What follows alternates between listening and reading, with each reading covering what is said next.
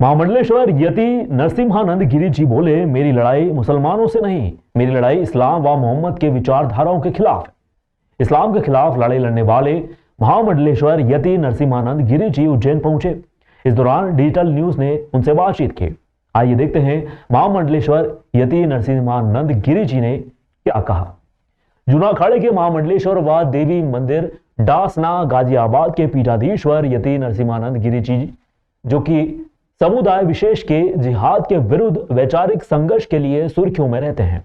जिहादियों ने उनके खिलाफ कई फतवे भी जारी करते उनका सरकलम करने का इनाम भी रखा है। महामंडलेश्वर यति नरसिम्हानंद गिरी जी ने उज्जैन आगमन आज डिजिटल न्यूज द्वारा चर्चाएं की गई।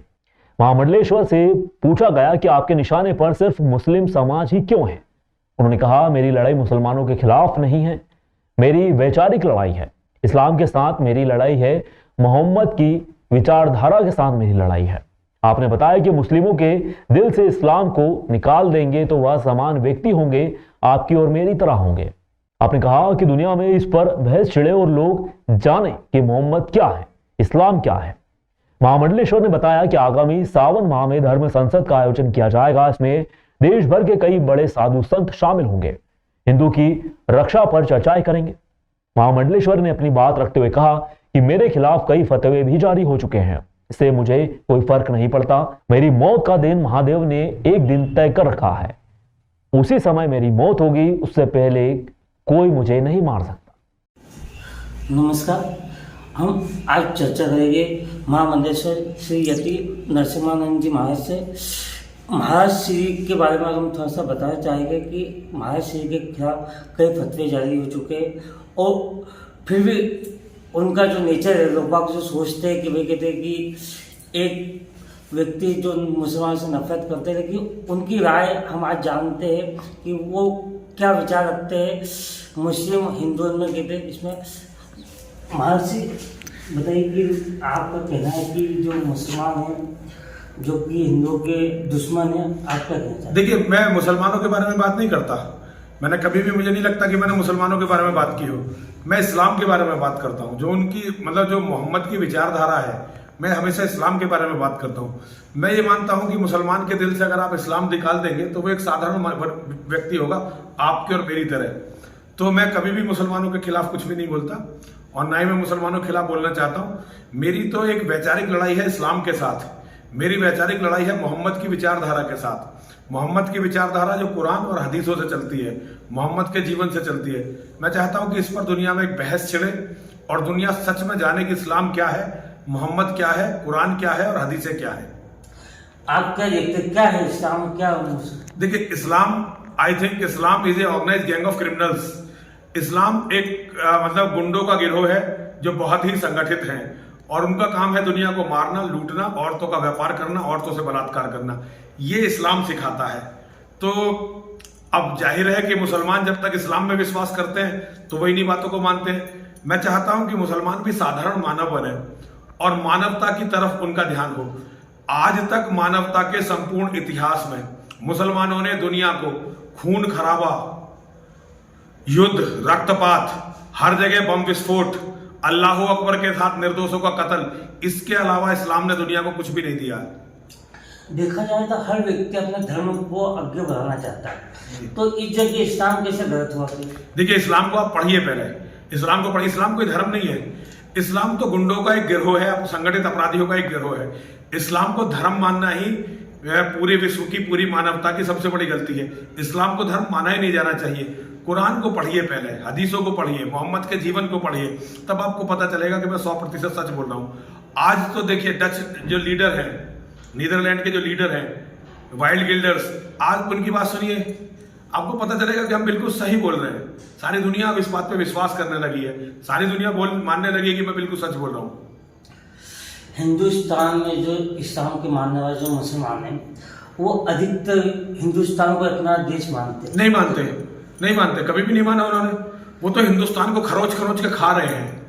वो तो यहाँ को बर्बाद करने के चक्कर में रहते हैं। वो तो हिंदुस्तान को पाकिस्तान बनाना चाहते हैं, अफगानिस्तान बनाना चाहते हैं, बांग्लादेश बनाना चाहते हैं, सीरिया बनाना चाहते हैं। इस्लाम कभी भी देश पे विश्वास ही नहीं करता। वो झूठ बोले, अब झूठ पर जिसे विश्वास करना हो कर ले, लेकिन मुसलमान किसी भी देश को अपना देश नहीं मानते। वो तो धरती को बर्बाद करने पर तुले हुए हैं। मोहम्मद कह के गया है कि पहले तो सारे मुसलमानों को, सारे काफिरों को मारना है। काफिरों को जब खत्म कर लेंगे तो इस्लाम के 73 फिरके होंगे, जिसमें 72 फिरके जहन्नमी होंगे, केवल एक फिरका जन्नती होगा। तो वो एक कौन सा फिरका होगा ये किसी को पता नहीं। तो पहले ये सारे लोग काफिरों को मारेंगे, फिर आपस में लड़के मरेंगे। अब देखिए, जहां कोई भी हिंदू नहीं बचा वहां भी तो ये आपस में लड़ ही रहे हैं। अफगानिस्तान में कोई हिंदू थोड़ा ही है, ये सारे हिंदुओं को खा गए ना। पाकिस्तान में कोई हिंदू थोड़ा ही है, ये सारे हिंदुओं को खा गए ना। इराक में कोई हिंदू थोड़ा ही है, ये सारे हिंदुओं को खा गए ना।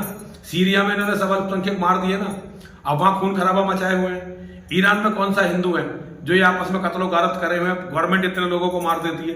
अरब जिसे शांत बताते हैं, हर साल 10,000 लोगों को वहां के बादशाह काट देते हैं तलवार से। ये है इस्लाम पूरी दुनिया में।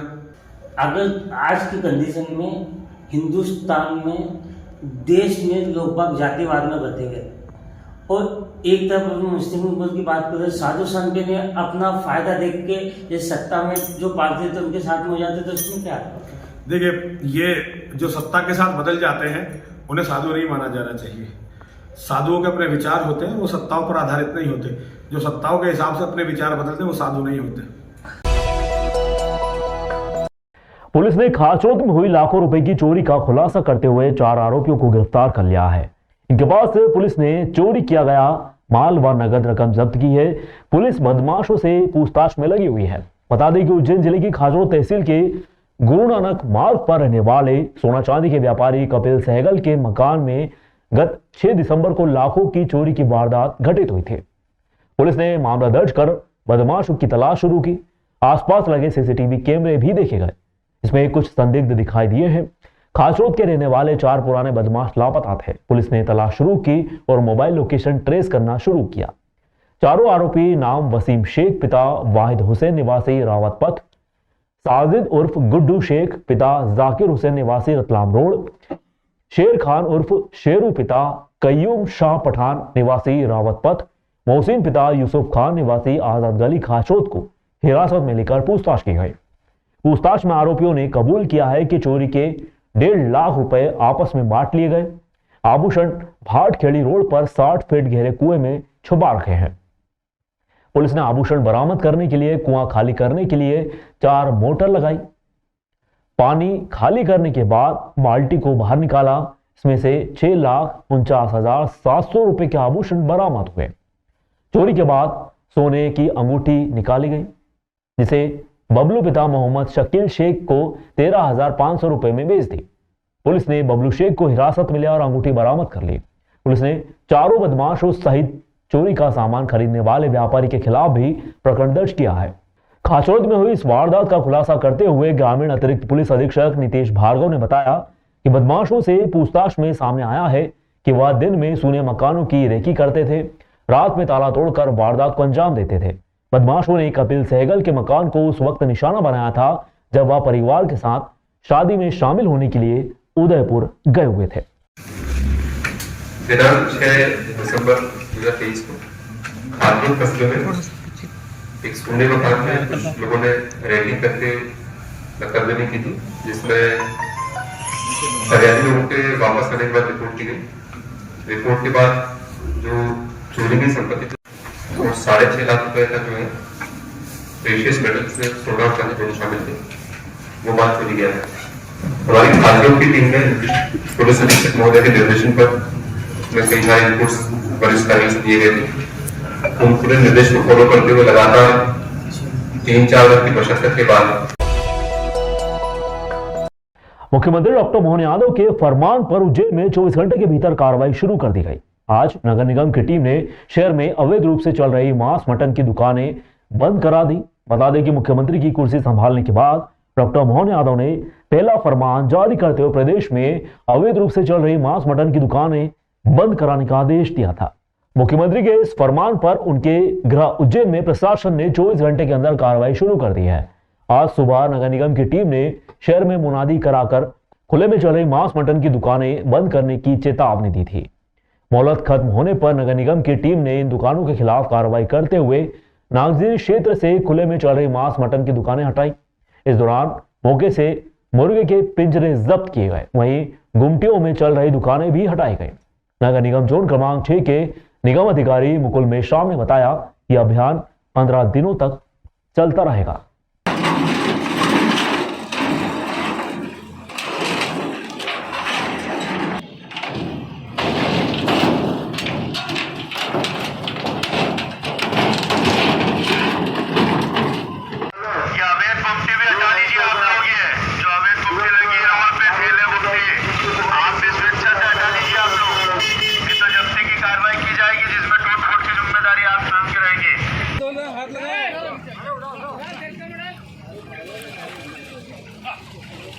अरे मुर्गे तो दिखने तो कोई है। शासन निर्देश के क्रम में माननीय आयुक्त महोदय के दिशा निर्देश के पालन में आज 4 घंटे पहले हमने जो है खुले में जो भी मांस मछली विक्रेत जहाँ पे भी हो रही है वहाँ पे प्रभावी कार्रवाई करने के लिए मुनादी की थी। 4 घंटे पहले इन्हें सूचना की है कि आप सभी यहाँ से खुले में जो भी मांस मछली बेच रहे हैं वो हटा लें, और नहीं हटाए जाने पर हमने यहाँ पे कार्रवाई शुरू की है, जिसमें कि इनके जो भी पिंजरे वगैरह जब्ती करने की कार्रवाई है, सामान जब्त करना और यहाँ पे इनकी दुकानें हटाना, ये प्रभावी कार्रवाई हमारे अपर आयुक्त साहब मंडलोई साहब के निर्देशन में और गैंग अतिक्रमण गैंग के साथ कर रहे हैं। स्वास्थ्य विभाग की टीम हमारे साथ। कौन से क्षेत्र चिन्हित किए गए हैं और कब तक पूरा क्षेत्र प्रत्येक जोन में अभी ये 15 दिवस की कार्रवाई प्रभावी कार्रवाई करने के निर्देश शासन से प्राप्त है। प्रत्येक जोन में जहाँ पे भी ये स्थल चिन्हित हैं, जैसे हमारे यहाँ पे नागजरी स्थल चिन्हित है जोन 6 में, तो जोन 6 के प्रभारी स्वास्थ्य अधिकारी होने के नाते हमारे यहाँ पे ये कार्रवाई जोन 6 के तरफ से हो रही है। अन्य जोनों में भी जैसे दौलतगंज वगैरह में अभी कार्रवाई होकर ही आई है।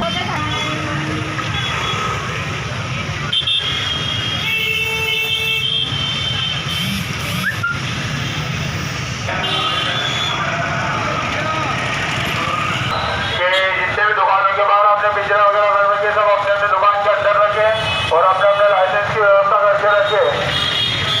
कुछ समय पश्चात निगम प्रशासन द्वारा आपके लाइसेंस चेक किए जाएंगे। क्रम में हम लोगों ने ये किया है कि लगातार अभी से ध्वनि विस्तारक यंत्र से जहां जहां अवैध इल्लीगल दुकानें, लोगों को अलर्ट करने के लिए 2 बजे तक लगातार नगर निगम चेतावनी माइक द्वारा जारी करेगा। साथ ही हमारे एसआई साहिबान अपने अपने प्रभारी एचओ के माध्यम से 3 बजे तक लिखित रिकॉर्ड बनाएंगे कि कितनी दुकान अनुज्ञप्ति की है, कितनी बिना लाइसेंस के अवैध रूप से चल रही हैं। 3 बजे के बाद उन पर नियमानुसार कार्यवाही करके जब्ती की कार्यवाही भी प्रारंभ की जाएगी, जो दिन प्रतिदिन आदरणीय आयुक्त महोदय की समीक्षा बैठक में हम लोग जानकारी आपको दे सकें। 2 थाना क्षेत्र में मारपीटों की घटना में पहली घटना चिंतामण थाना क्षेत्र के ग्राम खरमासा की है। यहां जमीन बंटवारे को लेकर भाई भाई में मारपीट का मामला सामने आया है। इसमें 3 भाइयों ने मिलकर एक भाई के साथ मारपीट की, जिसे उपचार के लिए जिला अस्पताल में भर्ती कराया गया। घायल ने बताया कि जो जमीन मुझे दी गई थी वह सरकारी बताई जा रही है। जब मैं इस बात को लेकर अपने भाइयों से कहने पहुंचा तो उन्होंने मेरे साथ मारपीट शुरू कर दी। मामले में घायल का उपचार चल रहा है। वही चिंतामण थाना पुलिस मामले की जांच में जुटी हुई है। मैंने 5 हिस्सा जमीन ली थी है भगवान सिंह से। उसने बाद में मेरे को मोरूसी करके नाप के दी। उसके बाद उसके लड़के ने बताया कि यह सरकारी ज़मीन मेरी है। मेरा हैंडपम्प जाने का रास्ता बंद, तार फेंसिंग लगवाया उसने। पटवारी को पहले पैसे दे के नक्शा गलत करवा दिया। टूटी केस मैंने लगाया, केस चल रहा मेरा। और कल मेरे को धोखे से मेरे घर आके धारिया फरसे से मारा और मेरे बच्चों और भी बच गए, मेरी माताजी को लगे। कितने लोग घायल हुए तुम्हारे? 2 लोग घायल हुए। मेरे पेट पे ये मेरा धारिया लगा हुआ है। और सिर्फ अभी तक मैंने 5-7 रिपोर्ट भी दी, तो कोई पुलिस वाले ने सुनवाई नहीं की थी।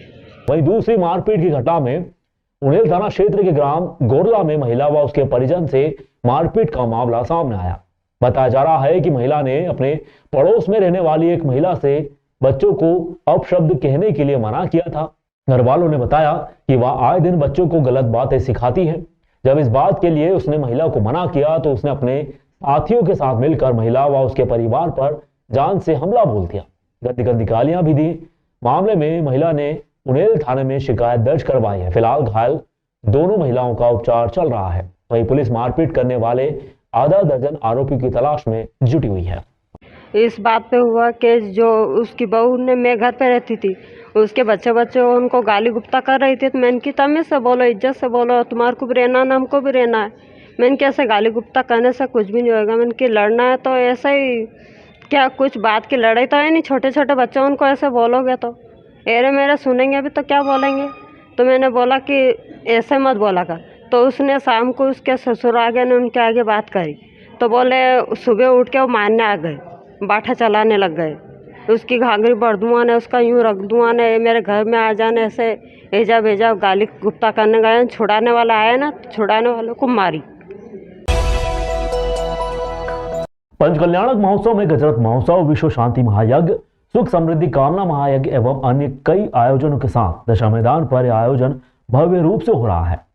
कार्यक्रम की जानकारी देते हुए समाज सचिव व मीडिया प्रभारी सचिन कासलेवाल ने बताया कि यह 7 दिवसीय कार्यक्रम 9 दिसंबर से 15 दिसंबर तक आयोजित किया जा रहा है। इसमें सबसे महत्वपूर्ण आयोजन गजरत महोत्सव का आयोजन है। इसमें हजारों की संख्या में समाजजन सम्मिलित होंगे। मध्य प्रदेश के दशहरा मैदान में इस प्रकार का गजरत महोत्सव पहली बार आयोजित होने जा रहा है। जिस रथ को हाथी खींचेंगे और उसी पर भगवान विराजित होंगे। समाजजन रथ पर बैठेंगे। दशहरा मैदान पंडाल के साथ चक्कर लगाएगा। यह अद्भुत नजारा देखने के लिए देश भर से लोग दशहरा मैदान पहुंच रहे हैं। इसी प्रकार प्रतिदिन हो रहे कार्यक्रम के अंतर्गत आज गुरुवार को भगवान नेमी कुमार की दीक्षा के उपरांत प्रथम आहार क्रिया संपूर्ण समाज के बीच में आयोजित की गई। इसमें दर्शाया गया कि भगवान मुनिराज के रूप में जब नगर में भ्रमण करते हैं तो उनके तीसरे दिन आहार संपन्न होता है। इस आहार क्रिया में कई चौके लगाए गए। इसमें सैकड़ों लोग सम्मिलित हुए। तत्पश्चात हजारों लोगों ने भगवान मुनि श्री नेमिनाथ को आहार करवाया। तब तपस्या का संकल्प लिया। दोपहर में भगवान का समव शरण बनाया गया। इसे देखने के लिए प्रश्न उत्तर के लिए कई लोग सम्मिलित हुए। समव शरण में दिव्य देशना यानी कि प्रवचन के माध्यम से भगवान अपना प्रथम प्रवचन देते हैं। इसमें देवी देवता, स्वर्ग से 100 धर्म इंद्र सहित इंद्र दरबार, कई देश के राजा रानी, मुनि महाराज, मनुष्य के साथ साथ त्रियंज गति के जीव व जानवर आदि सम्मिलित होते हैं। सभी के प्रश्नों का उत्तर भगवान नेमिनाथ देते हैं। उज्जैन के पंच कल्याणक में सभी के प्रश्नों का उत्तर समूह शरण में बैठकर मुनि श्री शिवप्रभ जी महाराज एवं प्रणत सागर जी महाराज ने दिया।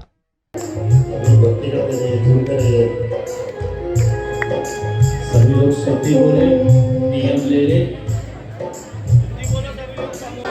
धर्म तीर्थ को चलाने वाले वे नेमिनाथ भगवान पढ़क कर दाता को धन्य करेंगे। वह निकट भव्य जीव भी मुनिराज का पढ़ान कर पाएगा।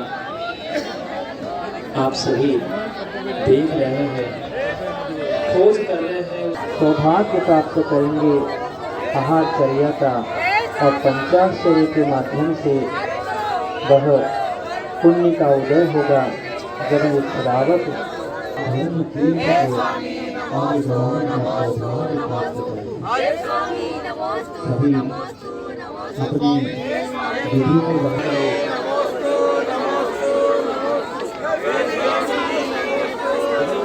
मुनिराज नेमिनाथ विधि की परीक्षा कर रहे हैं कि किस